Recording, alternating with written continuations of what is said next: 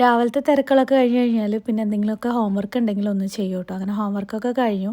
പിന്നെ എന്നുള്ളൊരു പ്രശ്നമാണ് നമ്മുടെ രാവിലെ എന്ത് മക്കൾക്കാക്കും, ഉച്ചയ്ക്ക് ലഞ്ച് ബോക്സിന് എന്ത് കൊടുക്കും എന്നുള്ളത്. അപ്പോൾ ഇന്നൊന്ന് നാടനായിട്ട് നമുക്ക് പുട്ടുണ്ടാക്കാമെന്ന് വിചാരിച്ചു. പൊതുവേ എനിക്ക് പുട്ട് ഇഷ്ടമല്ല കേട്ടോ. കാരണം ക്ലാസ്സിലേക്കൊക്കെ പോയി കഴിഞ്ഞാൽ മക്കൾക്ക് അതങ്ങനെ വരണ്ട പോലെ ആവില്ലേ. പക്ഷേ പൊൻകതിറിൻ്റെ ഈ ഒരു പുട്ടുപൊടി ഉണ്ടല്ലോ, എനിക്ക് ഭയങ്കരമായിട്ട് ഇഷ്ടമായിട്ടുണ്ടായിരുന്നു. വേറൊന്നും കൊണ്ടല്ല, ഇതിൻ്റെ ഒരു പ്രത്യേകത എന്താണെന്ന് വെച്ചാൽ ഒരു ഗ്ലാസ് പുട്ടുപൊടി എടുത്തു കഴിഞ്ഞാൽ ഒരു ഗ്ലാസ് വെള്ളം ഒഴിച്ച് കൊടുക്കുക. അതിൻ്റെ കൂടെ കുറച്ച് തേങ്ങയും കുറച്ച് ഉപ്പും ഇട്ടിട്ട് ഇതുപോലെ കുഴച്ചിട്ട് അങ്ങോട്ട് എടുത്ത് വെച്ചിട്ട് 20 മിനിറ്റ് കഴിഞ്ഞതിന് ശേഷം നമ്മൾ ഉണ്ടാക്കുകയാണെന്നുണ്ടെങ്കിൽ നല്ല സോഫ്റ്റായിട്ട് ഒരു ഡേ ഫുള്ളാണെങ്കിലും സോഫ്റ്റായിട്ട് ഇരിക്കും കേട്ടോ.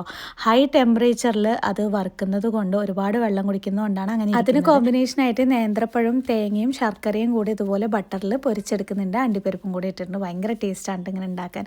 അപ്പോൾ 20 മിനിറ്റ് കഴിഞ്ഞതിന് ശേഷം നോർമലായിട്ട് ഇതുപോലെ പൊടിച്ചെടുത്തിട്ട് നമുക്ക് പുട്ടുംകുറ്റിയിലേക്ക് കുറേശ്ശെ തേങ്ങയും അതുപോലെ പൊൻകതിറിൻ്റെ പൗഡറും കൂടെ മിക്സ് ചെയ്ത് ഇതുപോലെ പുട്ടാക്കി കഴിഞ്ഞാൽ നല്ല അടിപൊളിയായിട്ടുണ്ടാവും. ഭയങ്കര സോഫ്റ്റാണ്. ഇത് ഞാൻ വെറുതെ പറയുകയാണെന്ന് വിചാരിക്കേണ്ട കേട്ടോ. നിങ്ങൾ ട്രൈ ചെയ്ത് നോക്കിക്കഴിഞ്ഞാൽ പിന്നെ പൊൻകതിറിൻ്റെ പൊടി മാത്രമേ വാങ്ങുള്ളൂ.